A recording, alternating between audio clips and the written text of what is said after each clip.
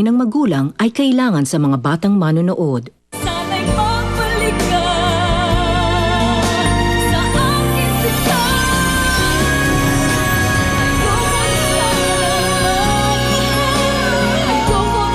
aking Mula kay Misha at kay Dina, at hanggang dito na rin kay Lucci, sa tingin ko, lahat sila may hindi sinasabi sa akin.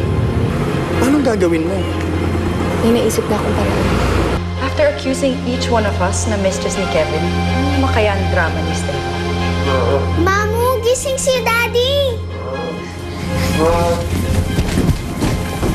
Daddy! Daddy! Saan kayo papunta?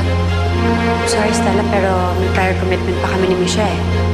Hindi niya ba mapapagbigyan ng pakiusap ng isang dating kaibigan? Kahit sa huling pagkakataon na lang?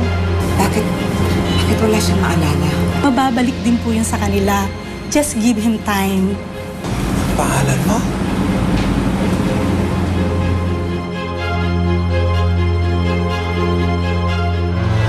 Gusto kong simulan to sa tulong ng isang maiksing palabas. Pero malaking pagkakamali yung pagkakasal natin. Aminin ko nung unang minahal kita. But through time, I just realized na hindi kayong babae para sa akin. The only reason I stayed was for the children. But even they're not enough to fill the void in my heart. I'm empty. I tried to save this relationship. I tried so hard. Pero dumating sa punto na kinailangan ko magkunwari. Magkunwari na mahal kita. Pero hindi na kita mahal. I love somebody else. And I try to stop myself because I know it's wrong. She's one of your friends. By the time you watch this, malayo na ako. Malayo na kami. I just hope that you find it in your heart to forgive me. Please forgive me for the cowardice. Hindi ko kaya sabihin sa'yo ng harap-harapan. But that I tried my best. Ito yung pangalawang ulit na mapanood ko yung video na yan. Pero hanggang ngayon, hindi pa rin nababawasan yung sakit. Alam niyo, mahal na mahal ko si Kevin. Mahal na mahal ko siya. Lahat handa akong gawin para sa kanya. Kaya kong tiisin. Lahat.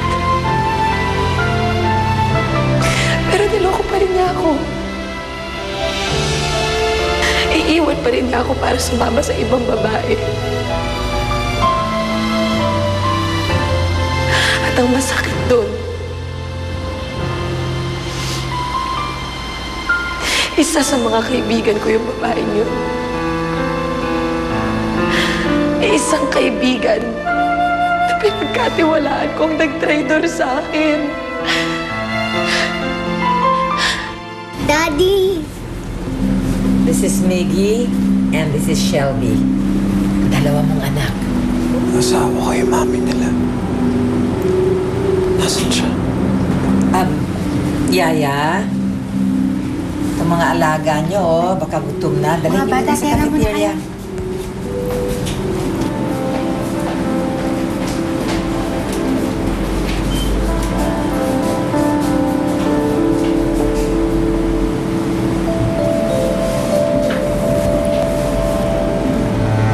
On the rocks ang marriage niyo ni Stella.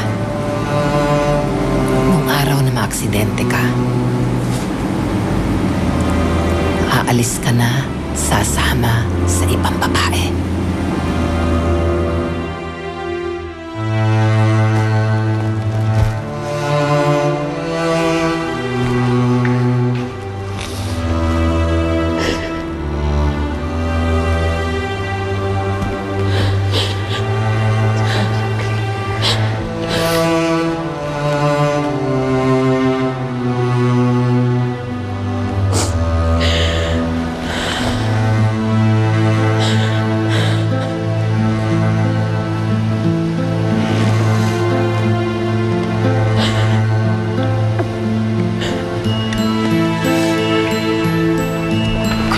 naman yung mga yakap niyo eh.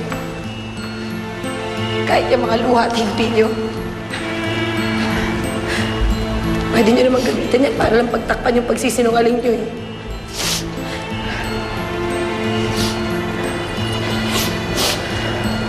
Isa lang ang gusto ko ngayon.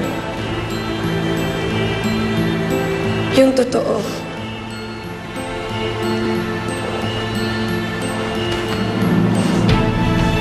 Sino sa inyong tatlo ang kabit na asawa ko?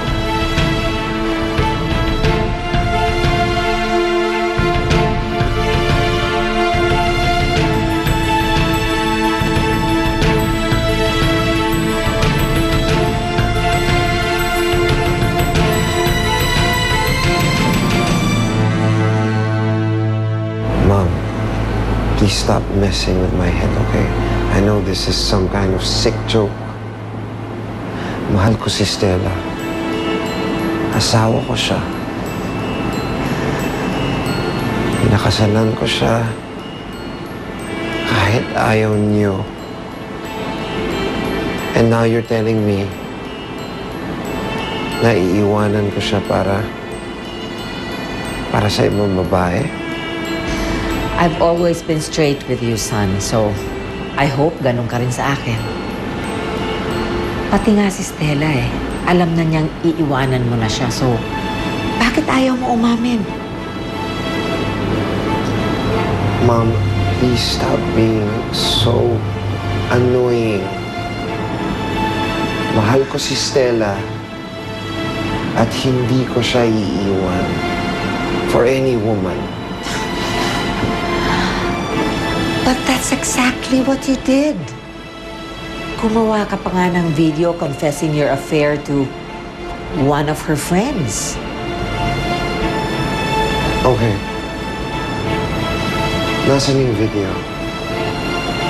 Where's this video where I am confessing that I am having an affair with one of her friends? At sino sa mga kaibigan niya yung sasamahan ko? Mom,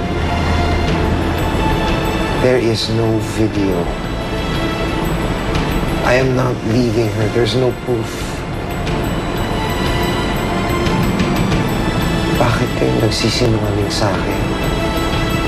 Hindi ako nagsisinungaling. Kung hindi mo naalala na aksidente ka, baka yun ang dahilan kung bakit hindi mo rin maalala na ayaw mo na sa asawa mo. Ma'am, kayo yung may ayaw kay Stella. Dalawa na yung apo niyo sa kanya. And until now, you cannot accept her. You never have. And you probably never will. Look, I don't remember a lot of things. And I need to clear my head. And I'm very sorry. I need some space. I need to see my wife. Okay. You need space? I'll give you space. But Kevin, just wait. Babalik din sa alaala mo na isinusuka mo na ang asawa mo. Nakikiusap ako. Huwag niyo na akong pahirapan. Sabihin niyo na sa akin ang totoo. You know what, Stella? We already told you the truth. Hindi isa sa amin ang mistress ni Kevin. What is wrong with you? Can you please stop playing this stupid game? We're not kids anymore and this is not funny. Dina's right, Stella. This isn't fun anymore. I cried to you. I told you my sad story, tapos hindi mo pa rin ako pininiwalaan. I've had enough. Stella, alam mo masisira lang pagkakaibigan natin kung ipagpapatuloy mo yung pagbibintang mo. Pwede tama na. Tama na? Tama na? Ang tama yung isa sa inyo umamin na. Dahil nahihirapan na ako eh. Tsaka total, hindi ko naman kailangan ng isang kaibigan na ahas na pupulupot lang sa asawa ko. This is your fault, Lucci. Dahil ikaw ang nagdala sa babaeng yan sa circle natin. At pinatunayan lang na hindi siya karapat-dapat maging kaibigan. Misha, let's go.